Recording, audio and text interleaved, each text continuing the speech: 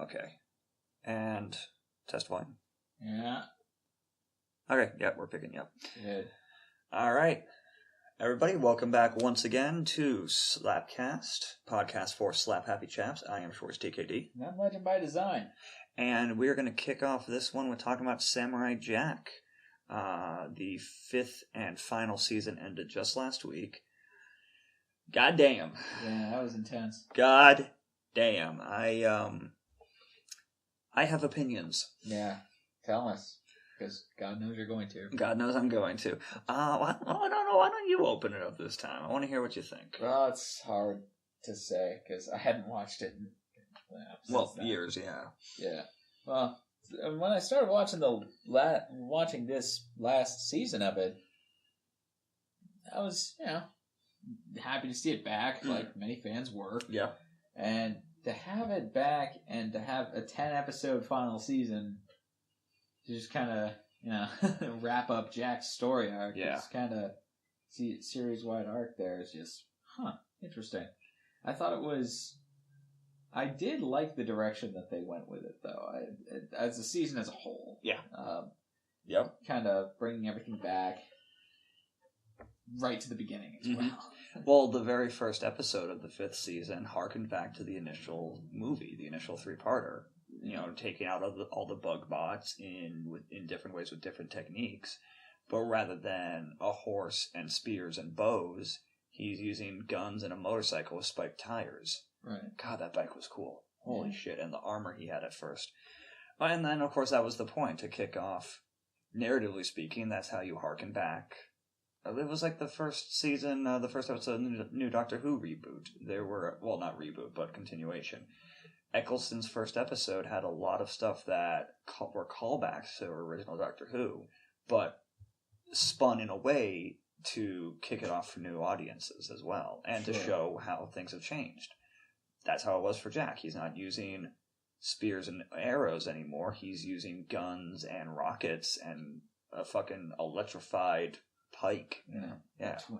Well, between seasons 4 and this season 5, 50 years. 50 years. Yeah. Yeah. So there's a 50-year time jump. And, lost the sword.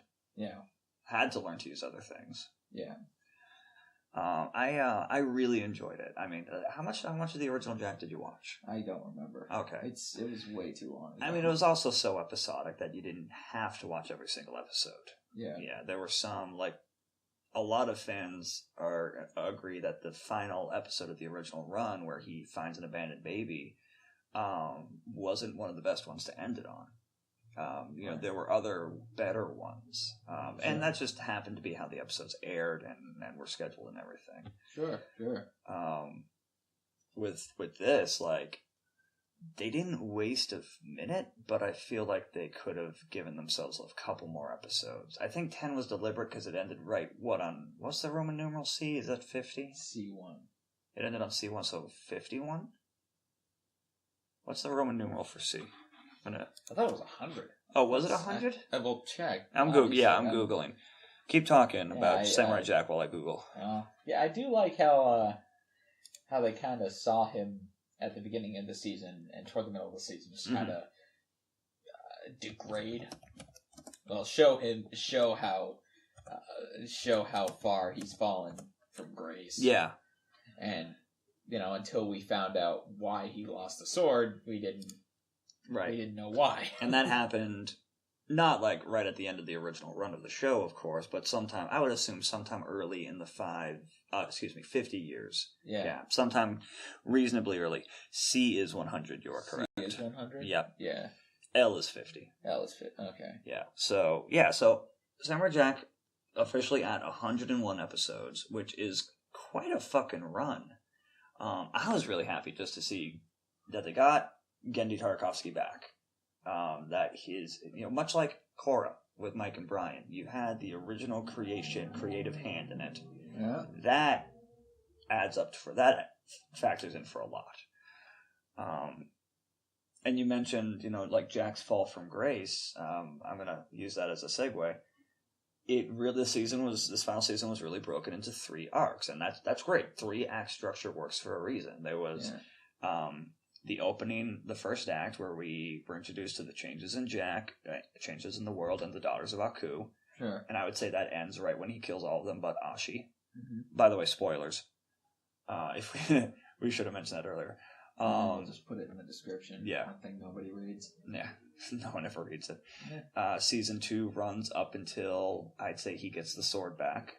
Arc 2, excuse me. Sure. The second arc runs up until he gets the sword back. And that actually is one of my favorite episodes. The episode when Ashi is just wandering and trying to find him. And that was when, like, I feel she really broke free of the brainwashing and programming that she was raised with. Right. Friggin' cracked up when she got out of the pool after scrubbing herself, and was just like, uh-oh. That was a legitimately funny line. Yeah. And then, of course, the third act of the season is the finale. Right. Where, once Jack has the sword back, up to the final, the end of it. Right. I fucking loved it. Again, the original 4 seasons of the show had episodes that I could take them or leave them, Sure. My favorite ones were always ones with Aku. Like when they fought in the arena, when the graveyard one, when Jack got infected by Aku. Sure. Those are all some of my favorites. Yeah. And of course the Scotsman. Mm-hmm. Fucking love the Scotsman. Wasn't he voiced by John DiMaggio? I will look that up. Pretty sure. I am reasonably sure he was. Yeah, no, I'm fairly certain he was, but I can't remember precisely. I'm trying to think of what else. Oh, Greg Baldwin to replace Mako as Aku. I couldn't even tell the difference. Yeah. He did a phenomenal job, and that's huge. He did a better job than, I forget the... Well, maybe he did it for Avatar as well, when he did a few lines for Iroh in the end of Avatar. I honestly have no idea. I'm looking that up now, too, because I'm curious. Yeah, right. Oh, I couldn't tell. I saw Mako in live action. He was tremendous. Oh, absolutely. Yeah. I mean, he was just a good actor in general. Yeah. Hey, bud. You over there? You having a good time? All right. Yeah, he's having a good time. That's my cat he's talking to. Yeah. Yeah, Samurai Jack episodes. Trying to find the cast list. Who was it that voiced Jack? Phil Lamar? Yeah. Right on. Yeah, Jack was voiced by Phil Lamar. Blah, blah, blah. Normally there's like a character list, and I'm not finding that on this Wikipedia page. Well, it's not going to be directly on that. Well, no, normally it's like part of it, or maybe it's well, no, because normally premise like links to a more detailed page for the plot. Yeah, episodes. Episodes doesn't link to anything more detailed for the character list. Yeah, well, go down to season 5. Season 5, yeah. I looked for the Scotsman, and they didn't. Okay. They didn't list anything for him. All right. Well, let's fuck it. I'll just Google who voiced the Scotsman in Samurai Jack. Yeah. As you can see, folks, we are prepared. Yeah, so prepared. John DiMaggio. John DiMaggio, yeah. Yeah. Yeah, nice. Right on. Very good, very good. Okay, so, and that answers my other question. Greg Baldwin did also take over for Mako in Avatar after... Oh, okay. After Mako passed away, yeah. Yeah, makes sense. Yeah. Well, all right, so... Yeah, in that one, I could definitely hear a difference. In this, I couldn't hear a difference. Now, granted, Aku is much more of a character versus Iroh as an actual person. Well, in terms of roles, you know what I mean. Yeah, but it was also, and it seems like Aku's voice was also messed around with. There was definitely some post-production work there. Absolutely. That kind of hit it well as well. Yeah, they did a really good job with handling Aku. Like he was. Yeah. It was hilarious that he was just so bored because he didn't need to do anything anymore with the time portals destroyed, and it was so fucking funny. Like he tries to wipe out the armies at I'll call it the start of Act 2, the Scotsman army and those other ones.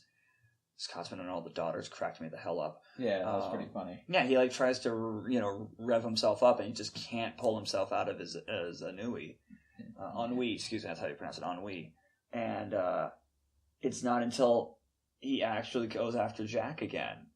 Yeah. And I will give credit where due. I was not expecting the girls to be literal daughters of Aku. Yeah. I thought it was just a cult, and that they just called them that. And like, oh, well, apparently he is literally their parent. Yeah, right. Yeah, I don't think... And, well, that's not really revealed until the very end anyway. Yeah, the second to last episode. Yeah. I mean, I mentioned it because I was talking with people there where they were like, oh, no, he's absolutely their parent. Yeah, he's absolutely... They're totally really his daughters. I'm like... And I'm just sitting here thinking, it's a cult. Of course they're gonna, they probably call all of themselves daughters of Aku. Right. Like, nope! I was wrong. Yeah. Like, I will own that. That I like when I'm actually caught off guard by that sort of thing. Sure. It doesn't happen often for me. Yeah. And the way they handled that was just fucking great. Like when she was brainwashed and everything. So creepy. So brainwashed. Oh, not well when she was under Aku's control specifically. Okay. When she was fully possessed by him, I meant to say. That's fair. Yeah. Her Ashi and in fairness, the other girls being brainwashed by their upbringing was also great. Mm-hmm. Like when she's cussing Jack out just constantly, that was some creative fucking insults. And Jack, after like the second or third one, Jack's just like, yes, I've heard it before. Yeah, now you're just repeating yourself. Yeah, exactly. Yeah. The very first episode when Jack was like hallucinating his family and everything, and just basically a bunch of dead people in general. I thought he was losing his mind, and I like that was just that weird warrior ghost dude trying to drive him to kill himself. Yeah. But at the same time, I think it was a stronger impact for me as a viewer when I thought it was just Jack. Now that role was kind of filled with, his other mental self, his anger, having conversations with his own anger. I'm going to bridge that into my next point anyway. There were a few things, and I think this was just because they limited themselves to only about 10 episodes. Yeah. There were a few things that were rushed.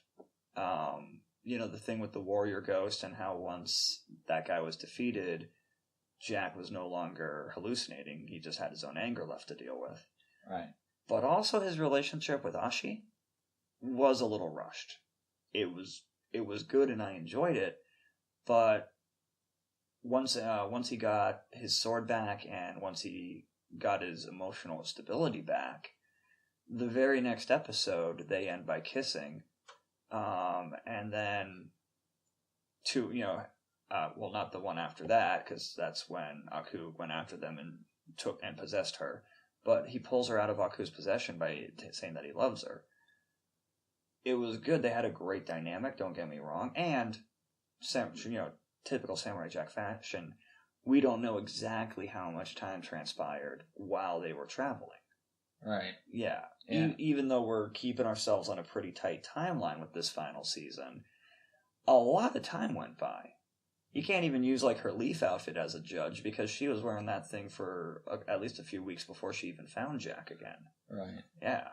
Yeah. So. Well, you're right. A lot of time did pass. Yeah. So for the viewer, 1 week between episodes, and you're thinking, just a day or so in showtime could have easily been quite a while. They were on a mountain far enough north that, well, there wasn't snow, but it was definitely not desert environment where they had the episode that they end with them kissing. They were in the desert, yeah. Yeah. And it was, that episode was great, too, because once he got the sword back and he got his composure back, they needed an episode showing how, air quotes, back to normal things were for him. Right. That was a classic Jack episode right there. Right. Yeah. Yeah, no, I agree. I'm trying to think of, It just made me think, oh yeah, Ashi was voiced by Tara Strong. Yep. Who and I follow Tara Strong on Twitter, and I just see a bunch of Ashi and Jack fan art. Mm-hmm. It just cracks me up. Yeah. Like, it's amazing how much fans got behind Ashi.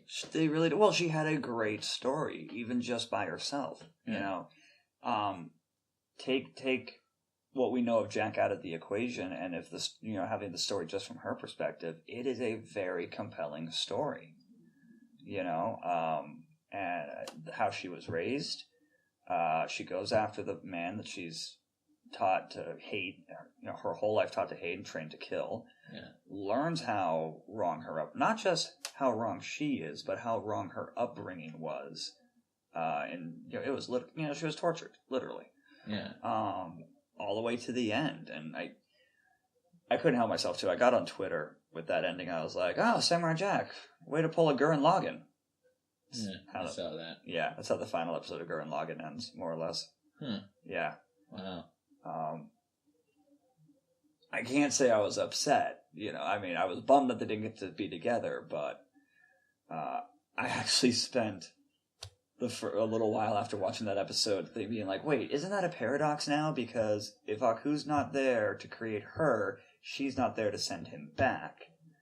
Right. I just had to throw my hands up and say, well, based on his immortality, his non-aging, Jack is immune to time paradoxes, and I just chalked it up to, had anyone else been Ashi's father, she could have stayed in the past. But because Aku no longer exists, something, science, timey-wimey, that's why she faded away. Yeah. Yeah. Yeah. I just go with what the show tells me. It did make me feel, and it did lend itself to what I was feeling, about how it felt a little rushed, though, because I was like, I feel that whole final episode, it was great how literally every possible ally came in and helped fight Aku.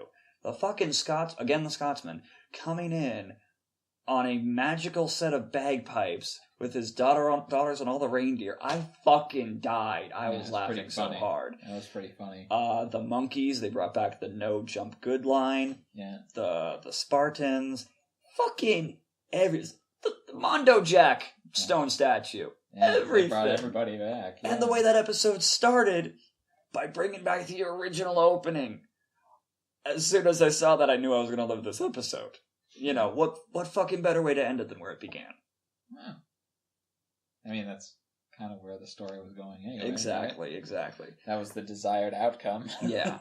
The when Ashi and Jack did go back in time to when Jack first almost beat Aku, that was great too. Bring him right back to when Jack left. Perfect. But that's kind of when the episode did start to fall apart for me, unfortunately.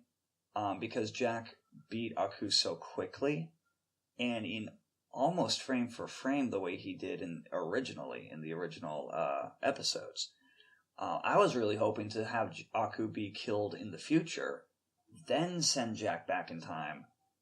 And if he was wiped out that quickly after a long drawn-out battle in the future, that would have been satisfying, because then we get a big epic fight and then a quick wrap-up. But as it was, it felt like we just had the wrap-up. You know, Ashi broke free of Aku's possession, realized that she had all the powers, throws them back in time, show's over.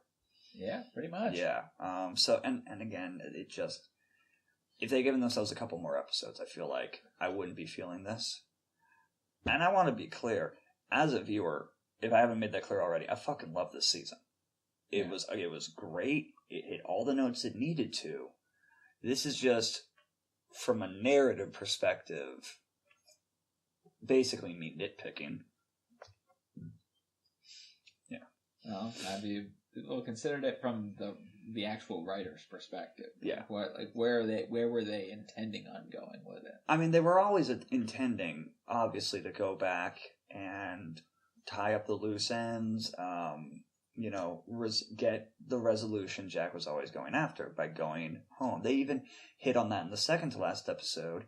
He was obviously deliberately heading there, after he left Ashi in that space at the spaceship wreckage, he went to the time portal with the only person ever to beat him, and we saw that even that time portal had been destroyed. Aku had killed that guy, if the broken sunglasses are any indication.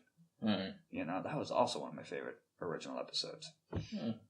So it was, you know, this final season was always going back to that point, and it wasn't. It didn't feel like manufactured drama that the sword was gone, that Jack was not in a great place. You know, it felt actually really necessary because it's been 50 years. If he was still walking around, and in a lot of the episodes, Jack almost had a happy-go-lucky attitude in some episodes. You know, like the Wonderland episode when he lost his clothes. Yeah. If that was still the case after 50 fucking years, I wouldn't have believed it. Yeah. Yeah. So by having these, having like that ghost trying to get him to kill himself and his own anger at himself, that was great. That was exactly what we needed narratively for Jack's perspective. And if all the time portals are destroyed, I was wondering, like, okay, how are they going to get him back in time, you know? And so they solved that problem by having Ashi have all of Aku's powers. So that does work, you know, and it actually, with that in mind, it makes a lot of sense that she's a literal daughter of Aku, you know? It kind of makes sense that she can't stay in the past because then Aku's not truly defeated. Right. Yeah. Yeah, I see what you're saying. Yeah, it sucks because she ended up being one of my favorite characters. Yeah, she was definitely a fan favorite. Yeah. Especially on social media. Yeah, she actually rivals Jack as my favorite character. You know, well, her story really reflects it in a lot of ways. Yeah. You know? Yeah, much of their paths are dark reflections of each other. Yeah, absolutely. Just, you know, literal flip the coin on it. So it really worked that she became the ally that she did, and that they did become so close. Again, it was just a little quickly. But I can't think of a way to have it work better narratively, again, without adding more time to the season. Right. Yeah. Right. Considering the 10 episodes they gave themselves, they fucking ripped it out. Yeah. Yeah, pretty much. Yeah, absolutely. I'm sitting here thinking like, oh, maybe they could have cut out the scenes with the bouncing robot head. Well, there were only 3 of those, and they had to get him back to Aku. Because otherwise Aku never would have left his tower. Right, yeah. Yeah. Every scene had a purpose. Yeah, no, that's very good. Yeah. That's good. It's efficient storytelling. It really, really was. Yeah. The way they handled the final episode with, the Aku making a big broadcast production, goofing off with his own shape-shifting, trying to decide how to kill Jack, you know, all that, it brought us back to the classic episodes because we didn't get to see much of Jack and Aku interacting, except for that part. Right. So we needed that, narratively, you know, as viewers as well, yeah. Oh, wow. Forgive me, I'm a bit tired, and I'm not really sure why. We were doing a lot of shit today. Yeah. It was a very strong season. I really hope that Cartoon Network / Adult Swim, because they're same thing. I hope that if they only learn one lesson from this, I hope that they learn to stick with things more because, you know, like many networks, they have a habit of just dropping the axe on things too early. I mean, I don't think that... That might be true from the narrative perspective, but if things don't make money, they're going to axe it. Right, exactly. And I understand that from a network company perspective, that makes sense. And, in fairness, had Jack... the original run of Jack continued past 4 seasons, we wouldn't have gotten this season. Yeah. We would have gotten more of the same, and that's not a bad thing. The Archers, I was trying to remember more of his allies. Love the Archers. It's not a bad thing to get more of those episodes. But the whole thing with the original 4 seasons of Jack was that the story itself never really went anywhere. Even episodes with Aku... I mean, one of the best ones was the one where they agree to fight with no sword, no powers, no nothing. And that episode starts with Aku confronting Jack and being like, "Hold on, samurai." It's like, let's think about this. I show up, you try to kill me, I escape, and we do this all over again in about a week. Cracked everyone up at the time because syndication television, yeah. Right. It would have just been more of that. This, for this particular show, this is exactly what it needed. Yeah. A nice long hiatus, because otherwise we would have just had 50 years worth of episodes of the same song and dance. Sure. Yeah. Even after he lost the sword. Right. Although that would have been interesting, seeing his slow slide into anger and borderline madness. But I'm thinking of like other Tartakovsky shows, like Symbiotic Titan, which is basically takes like this. Tartakovsky has this great approach when he works on something of just not subverting the genre, but just taking it just slightly outside the box, I think, is a good way to put it. Sure. It was... If you're not familiar, Symbiotic Titan was a mecha show. And how it worked was the three characters, 2 aliens and an AI robot. The 2 human... Well, no, they're not humans. They're from another planet. They just look human. The two of them have their own mech suits that they can activate on a moment's notice. And they're just standard factory issue models on their planet, and the AI has a program in it that allows the 3 of them to merge into one giant machine. What was really unique about it was how many things it did differently from your typical thing. For one thing, one of the characters changes outfits every episode. She doesn't wear the same design every single episode, the way most cartoons do. The big thing, though, because, of course, their home planet, they had to leave because she's a princess, he's assigned to guard her, AI's there to help them. There was a coup on their planet, and the guy who took over keeps sending machines and monsters to kill them. Right. When they fight these things, later episodes showed the damage left behind. Like, there's this one episode where traffic is backed up hours because two major freeways were destroyed in a fight in the very first episode. Oh shit! Yeah, the human military guy who's all gung ho kill all the aliens uses alien technology left over from their fights to make a giant mech. That they then have to fight because he tries to take them out. Right. Yeah, it was really unique. And then there were other things too. Sometimes they didn't fight giant monsters. They fought other things. It was really fucking cool. And season 2 ended on such a goddamn cliffhanger. It's like, fuck! Really wanted to know what happened next. Right. Yeah, so like that's what I was thinking of in this case, where it's just like, oh, why do things have to be cut so quickly? Right. Young Justice, another example. We've talked about that before. Yeah. Yeah. Well, that's being brought back. That's being brought back on a different network. Yeah, it's same thing that happened to Futurama between Fox and Comedy Central. Right. Yeah.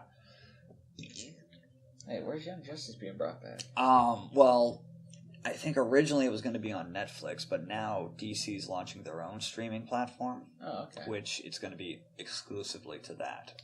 Maybe eventually it's going to get kicked over to Netflix as well. And I don't know if this DC platform is going to be linked to anything like Hulu or Amazon Prime. I wouldn't be surprised if they partner with at least one of them. Yeah. Just... Otherwise, you're jumping into a race that everyone else is... A marathon that everyone else is already halfway done with. Yeah. Much like DC did with their movies. Yeah. That said, I am keeping my fingers crossed on Wonder Woman. Yeah. Me too. I'm pretty stoked for Wonder Woman. I really hope it's good. From what Comic Book Cast tells me, it's basically the first Captain America movie. Just, with Wonder Woman and other aesthetic changes. Oh, neat. That said, I'm okay with that. I love the first Captain America movie. Yeah, first Captain America movie was awesome. Yeah, I fucking really hope it's good. I'm keeping my fingers crossed that DC finally can get a winner. Yeah. Yeah. Yeah, that'd be great. I mean, I don't think Man of Steel is a complete dumpster fire, but it's not a great movie. That was when that came out. The internet was kind of split down the middle with that, and it wasn't just because it was DC or because of any one thing. There were a lot of factors going into that. Yeah. And I know, Batman vs. Superman and Suicide Squad have gotten some positive reviews, some negative.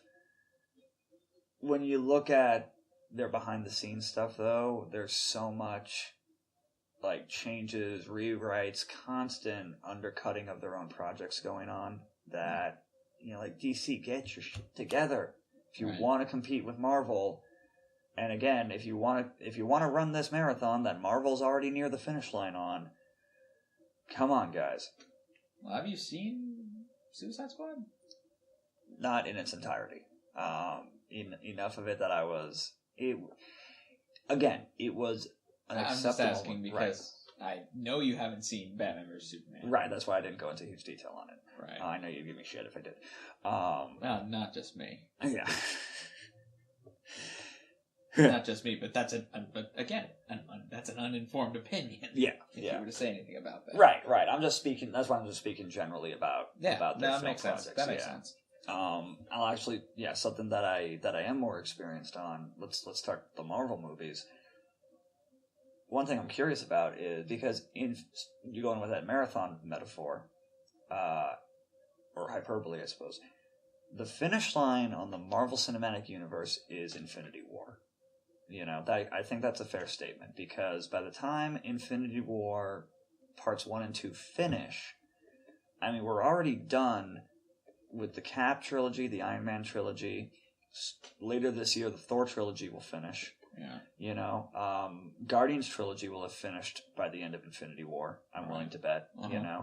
So we're already kicking off. We've already kicked off Ant-Man. Who else? Soon Black Panther and Captain Marvel. Right.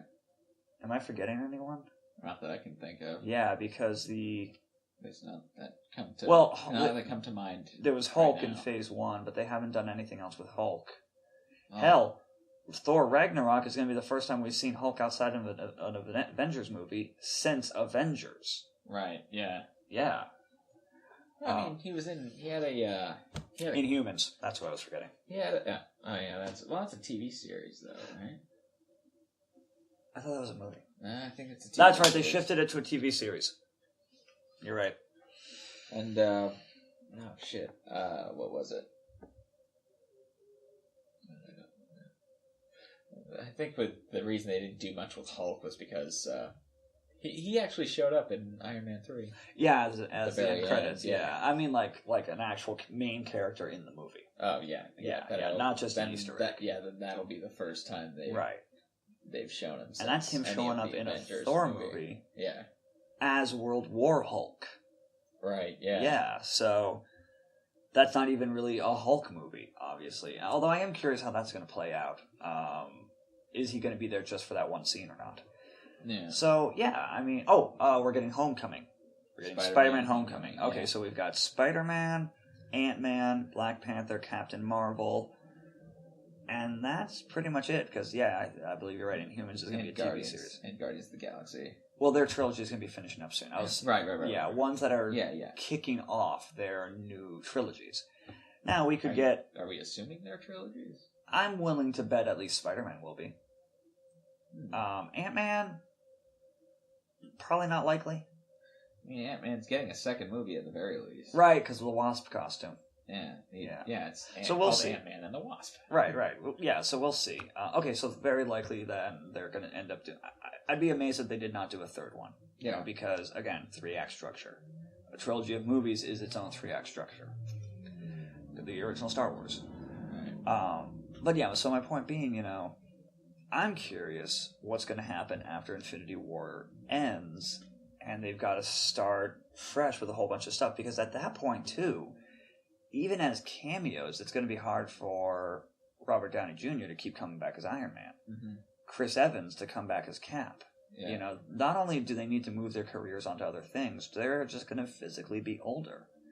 You know, that was always going to be the challenge with this sort of thing for comic book movies, was that in the comic book, you can draw them however you want, but actors age. Yeah. Yeah. So that'll be really interesting how that goes. I think that's going to be... Well, the first Avengers movie was the first real hurdle. Oh, Doctor Strange. Doctor Strange, thank you. God damn it. That was escaping me. The first Avengers movie was the first real hurdle that Marvel faced. Like, can we actually make these separate movies come together? Yeah. Once they proved that they could, they've just been fucking coasting that wave ever since. Yeah. Infinity War will be, okay, this wave ended, let's paddle the surfboard back out there, and can we catch another one? You know, right. what can we do to keep this train rolling? Right. I am really mixing my metaphors tonight. Yeah. Yeah, no, but that kind of makes sense. Yeah, I think my point is clear. Yeah, your point's there. Yeah. Whereas DC, you know, DC didn't even start trying to do their shared universe movies because the Nolan movies were releasing. The Nolan Batman movies were releasing during the Phase 1 of Marvel movies, right? Batman Begins was 2005. So yeah, because Dark Knight was probably 2008, and Dark Knight Returns was probably 2010, 2011. Okay, so they've been released, because when was the first Avengers? 2012. Okay, so they were releasing the Chris Nolan Batmans during the first round of Marvel movies. Yeah.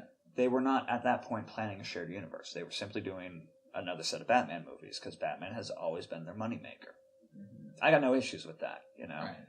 I only complain when they try to take the Batman aesthetic into movies that doesn't fit. That's why Man of Steel was not a Superman movie in my book.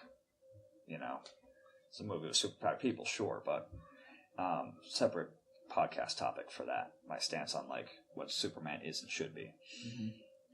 Now with BVS, they've more or less retconned. You know because like Ben Affleck was a retired Batman. Did they? Okay, so since you've seen it, did they make it explicitly clear that he was the Chris Nolan universe Batman? No. Okay. It was meant to be its own thing. Okay. So yeah, so they're not even looping the Nolan movies into their... No. Okay, so they wanted that to be a separate thing. Okay, so their shared universe essentially started with Man of Steel then. Yeah. Okay. When did Man of Steel come out? 2013, I believe. 2013. Okay. Yeah. Came out after Avengers. Yeah. They were starting their shared universe when Marvel already proved that theirs is working. Yeah. Marvel made Avengers successful. They reached the finish line. Mm-hmm. End of story. Mm-hmm. You can't start a fight when the fight's already over, guys. So they've just been essentially trying to play catch up since then, and that's their challenge. You know, is actually getting their feet under them, and you can't.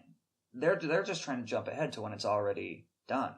Right. You know, they haven't even released Wonder Woman yet, and they already have Justice League in the works with stuff from Wonder Woman. Yeah. You know, being a factor. What I wonder is why they don't just bring in some of the TV actors. They wanted to keep TV and movies separate, I think. I mean, why though? I mean, again, since they're trying to, you know, ride the success that Marvel is having. Marvel is making the TV, Netflix, all that work with the movies. Why not do the same? You already have people who know these characters, like being these characters. Yeah. Audience members know them and like them as these characters. Yeah. Why not capitalize on that? No, I mean, it's less about art and more about money. And, you know, the TV series, they work. Yeah. They work the way they work because they get constant viewership. Yeah, I didn't think of it from that perspective. I was thinking it from the perspective of the movies, but that's a really good point. The TV shows are successful. Don't rock the boat. Yeah, pretty much. That is a good point. Yeah, I mean, not that Stephen Amell would show up in the Justice League movie as Green Arrow. Right. Assuming they did integrate the TV shows. Yeah. And that would mean that... Well, if they brought in Stephen Amell, if they brought in his version of Green Arrow, they'd have to spend half the movie doing flashbacks. Nice. You see, you make fun of that, but on Rotten Tomatoes, season 2 through 5 got 100%. I'm not saying it's a bad show. Oh, I know that. Yeah. I'm just saying, like, dude, apparently it's still liked by not only critics, but also audiences. I lost all interest in Arrow. I believe it was a season 5 episode. Maybe season 5. Season 5 episode. They did flashbacks to stuff that happened in season 1. Yeah. Now, not episodes we already saw in season 1, just stuff that happened between episodes. Like, you've closed the flashback loop. You need to stop. Oh, hey. Shit. A lot happens in 5 years on an island, I guess. This was stuff when he was in Star City as Green Arrow. Starling City at that point. Whatever city. I don't know, man. But I saw that and I was just like, what the fuck am I watching? If they did integrate the movies and TV, then like you'd have Ben Affleck showing up at Joe West's house, right? Hanging out with Barry Allen. And Ben Affleck doesn't do television. Yeah, well, I think he prefers not to. Right, but, right. He just likes making movies. He also just doesn't need to. Yeah. Typically actors go TV to movies, not vice versa. Yeah. I mean, it depends on the actor. Alan Alda's done both. Match just popped in my head. Nathan Fillion has done both. Right. A lot of actors do both. Right. Yeah. So equal numbers stick with one. Yeah. Yeah. I mean, there are. Pardon me. There are those that that are known for doing one or the other. Yeah. There are those for known for doing theater versus TV versus movies. Right. Things along those lines. Depends on, for one, it depends on their level. What level of success? Level of success. If they've reached the point that Ben Affleck is at, he doesn't need to do TV. Yeah. He will get another movie, and get paid for that. He doesn't need to. Yeah. Not saying that TV is like slumming it. Right. But or what they're known for. Like if they're known for movies, they'll tend to do more movies, right? As opposed to if they're TV. And directors and producers will seek them out for that, right? As opposed to seek them out for TV. Also, TV acting is very different than movie acting. Yeah, it's true. Yeah, it's a lot more. I think it's a lot more money. Definitely, long run. There's definitely a lot of cash to be in TV acting. Yeah, it seems. Put it in perspective of the voiceover work that we're doing. Yeah. A movie is a one-time fee. Granted, you can get like that paid out in installments, of course, but just in general, a movie is a one-time contract fee. Yeah. A TV series is a running contract. Right. You get paid per episode. Right. Yeah, that makes sense. And you typically can kick that contract, assuming the show's successful and gets another season, you can kick that contract into another season. Yeah. Yeah. Or you could audition for more characters, and if you get more characters, then you can get more money. A lot of Doctor Who main characters in later seasons started as bit parts. Pompeii, with David Tennant and Kate.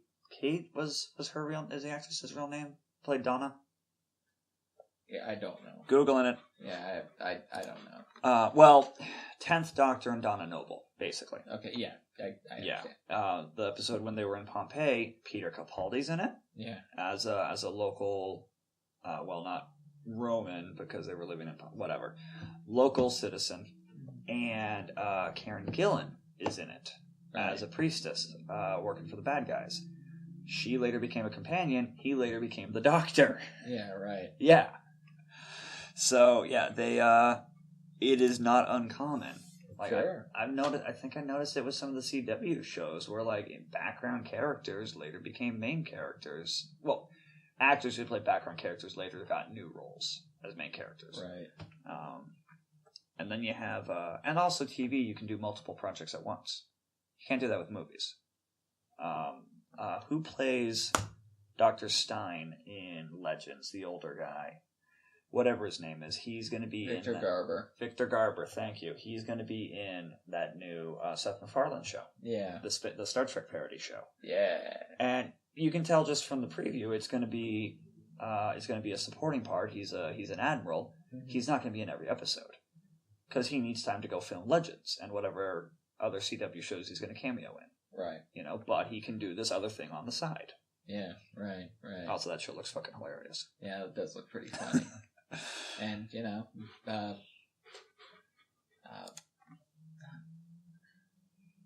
he's the actress who plays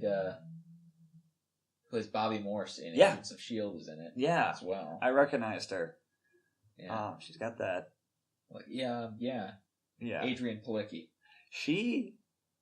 They must have done something in Agents of S.H.I.E.L.D. because she looks a lot taller in that than she does in this new show. She looks, Well, a lot of people in Agents of S.H.I.E.L.D. are pretty short. Really? A lot of the actors are? Yeah. I know. Clark Gregg's my size. Yeah, Clark Gregg is not a tall dude. Well, he's average height, but for an actor, that means not tall. Yeah. Actors tend to be very tall.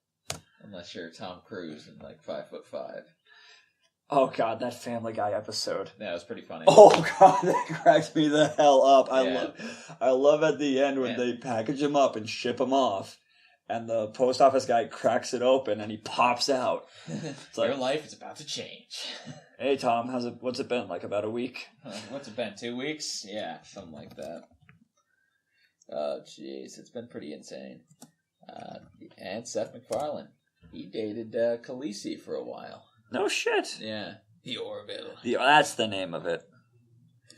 Yeah, he dated Amelia Clark for a while. Damn. I think they still remain friends. It's just a matter. Yeah. What's her name? Are you still looking up Bobby Morse? It's Adrienne Palicki. Oh, okay. Yeah, she's in all 13 episodes. I know what I'm Yeah, you know what you're saying. When Scott Grimes is in it.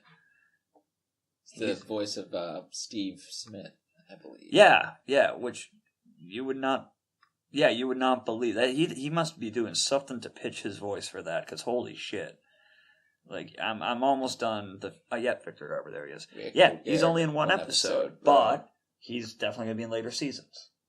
Right. You know, because guarantee it's a spaceship run by Seth MacFarlane. They are gonna cause so much goddamn trouble. So you just know.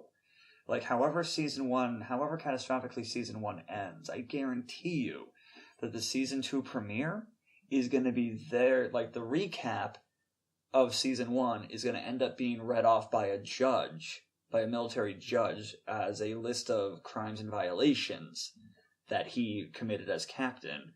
It's like, how do you plead? Or something like that. It's going to open with his "you done fucked up" trial. Yeah. Fucked up, AA Ron. That's actually that's an interesting career right there, Seth MacFarlane. Yeah. He's been moving from voice acting to on-camera stuff. Yeah, normally it's on camera and you get some voice acting on the side. Yeah. Oh, he's just, for one, he is legitimately funny. Yeah, and definitely. I mean, obviously he's going to be part of the writing team on this, but he's not the only writer. He's not even the only writer. He doesn't even write everything for Family Guy anymore. Right. He's basically the showrunner for it, and you can definitely tell, like, when it's one of his jokes, but the fact that he works with the team so closely, but also lets them just come up with stuff is really great. Well, a hands-off approach allows especially writers, to kind of come up with a lot of good stuff. Oh, I mean, we mentioned it before, like when we were doing Flashpoint. You right. know, we were both coming up with different jokes for the same scene, and then we were like, okay, let's just read this out. What sounds better? You do that with a room of a dozen people. Yeah. You know, you're going to get a lot more. But yeah, Seth MacFarlane is legitimately funny in live action. Yeah. I think what I like is just that I think I'm just so used to him being over the top with Family Guy and American Dad and all that. Yeah. That seeing him actually have such straight-faced delivery is half the entertainment right there. Yeah. Oh no, he can definitely pull off that straight-faced, I'm saying something ridiculous, but I'm saying it to you eye to eye. The scene in the preview when he's introducing himself to the crew and completely flusters himself by talking about the one alien whose race is only men. Right. Yeah. That was great. Or when he's in Victor's character's office and is just making an ass of himself. Yeah. Yeah, he's his gum, those are marbles. just spits it out. How many takes did that take, do you think, to spit it back in the bowl? Not many, I'd imagine. Oh, shit. Alright, well, we wandered off track a bit, as we tend to do here at Slapcast. Yeah. I have fun. Likewise. Any final notes on Samurai Jack or anything else we talked about? No, I think we covered everything I was going to say. Yeah. I was going to say about it. I covered my main stuff. Yeah. My main stuff for Jack, and the rest of it was just whatever came to mind, so. Right. Yeah. Well, should we tell people about what we're doing now? For Slap Happy? Well, just in general. Yeah. Well, Slap Happy and in general, yes, sure. Right. Not the live action. Yeah. That's keep, for another thing. We'll keep that under our That's hats for for a another bit. thing. We can't talk about anything like that. Yeah, but kick it off. Well, I don't know if any of you see that on the Slap Happy Chaps channel. Episode 7 of 7 Deadly Slaps is out. Hopefully it stays up. Yep. Episode 8 is already in production, I think. Do I get my first line as Gother in episode 8 or 9? I think 9. I don't remember. I think it's 9. Because we started, Mike and I started writing episode 11 of 7 Deadly Slaps. And we're also, in talks to do our yearly DC movie, which it's public information at this point. Assault on Arkham. Assault on Arkham Bridge. Yeah. That's right. That's going to be fun. Yeah.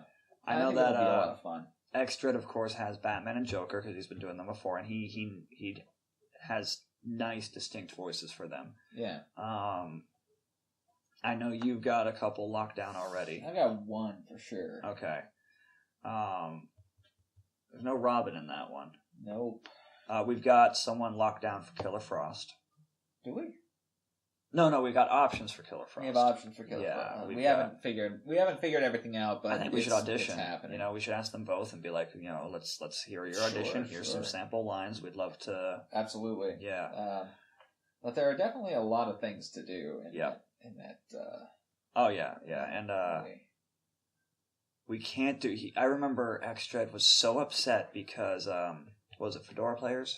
Yeah, they're just going by DC Abridged Universe now. Oh, okay, so DC Abridged Universe, they did an Assault on Arkham, which is legitimately funny, and I cracked the hell up. They called it Suicide Squad Abridged. Right. Right, yeah, exactly. It was Suicide Squad Abridged for them, and it was... I freaking died during it. You got Killer Frost making ice puns. Yeah. And frozen puns. And the way they worked it into their other stuff, like having a Superman cameo when he's not even in the actual movie, was fucking great.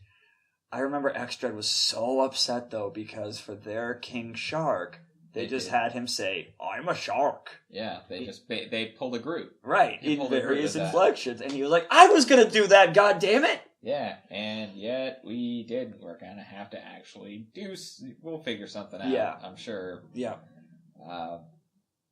Maybe he can speak in only lines from Jaws movies. I don't know about that. Yeah, that's a bit too on the nose. Yeah. I think we can come up with something actually original. Or just like let him have actual lines and right. Maybe make him the straight man instead of the dumbass muscle that he is in the original movie. Right. Yeah, so stuff to talk about, stuff to think about. Oh, You're working on another one too. I'm working on another one, and it hasn't been announced yet, but we're coming out. Okay. Something else, and I think the first script for that is written. We're halfway through recording. Yep. Some of it. I gotta go through, edit the audio, and then go through and edit the actual video. Yep. At some point when everything is recorded. So that is. I mean, I still remember everything I put into the one episode of Psycho Chaps that I put out. That's on my list to get back to sooner or later. Yeah. And I did really enjoy doing it, but there is so much shit. I mean, I remember looking at the video file lines and the audio file lines and how they were all stacking. Yeah. Sometimes there were parts when I had like 6 stacks just of background audio effects. Oh yeah, it'll be pretty. It's going to be pretty heavy with audio. Yeah, I mean it has to be. That's just good sound design. Right. If you don't include footsteps, especially if people's feet are on frame. Yeah, right. It throws people off. True that. Very true. You got any other announcements? Not at the moment. Okay. I mean, I'm just still going through some VO stuff. Yep. Yeah, I went to the Level Up conference in New York City last week, from when this is being recorded, and I met some very interesting people. And the seminars there were great. The classes there were good. I met the founder of Voices.com. She signed her book and gave it to me. And everyone that was there. You met some of the Such a Voice folks in person for a change. Yep. Yep. Yeah, met a few of the Such a Voice people in person. Yeah. So that was a lot of fun to actually get to hang out with them. Yeah, from what I saw on your Facebook and stuff, it looked like a lot of fun. Oh yeah. I'm sorry I missed it. It was definitely a worthwhile venture. Is it annual? Yeah, I think so. Okay, sweet. I'll try to. Yeah, I think there are three sessions a year. Okay. So it's Yeah. Voices #Voices Level Up. Yeah. For me, nothing else to really announce on my end. Working on the voiceover stuff, of course. Working on mostly just throwing my voice in for characters for the Slap Happy episodes as needed. I do really enjoy running over the scripts and just helping with the editing process on the scripts. I think Extra definitely likes that. Yeah. Likes the fact that we're utilizing that. It's a really good fit for me with my skill set. Going through it with a fine-tooth comb. Yeah, and just also it helps because since I'm not writing the script, I can look at it and just be like, okay, if I'm watching this, how's it going to react? Now, a good example that I'm not always right with it. Like in episode 7, it opens with the scene of 7 Deadly Slaps where 2 holy knights are kicking ass and taking names. Yeah. And Extra wrote a joke of every party needs a pooper. That's why we invited you, party pooper. The way Super Kami Guru says it in Dragon Ball Z Abridged is how I kept reading the line and hearing it. Yeah. That said, and I made that point. I'm like, is this what you're going for?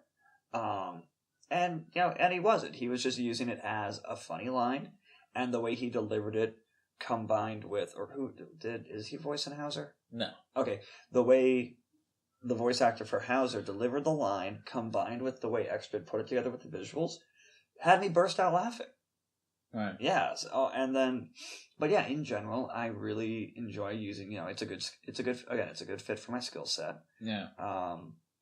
And just approaching it from a perspective of someone who wasn't involved in the process of writing the script. Yeah.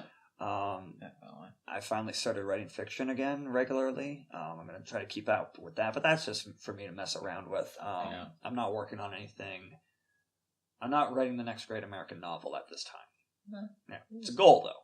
You're doing it to do it. Yeah, exactly.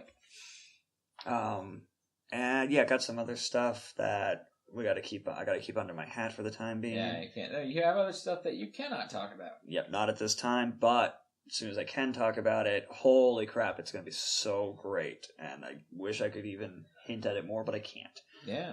I'm moving apartments in about 2 months, actually, so I'm just busy getting my shit together for that. Yeah. Yeah. But yeah, that's about all I got. So with that in mind, I think we're right about at our hour mark where we like to wrap it up. So yeah. As always, please like, favorite, and subscribe both here on Slapcast and also on Slap Happy Chaps, YouTube, Facebook. The Slapcast is YouTube, SoundCloud, iTunes. Twitter for Slap Happy. Yeah. We're responsive there. Yeah. Oh yeah, absolutely. We would love to hear from you guys.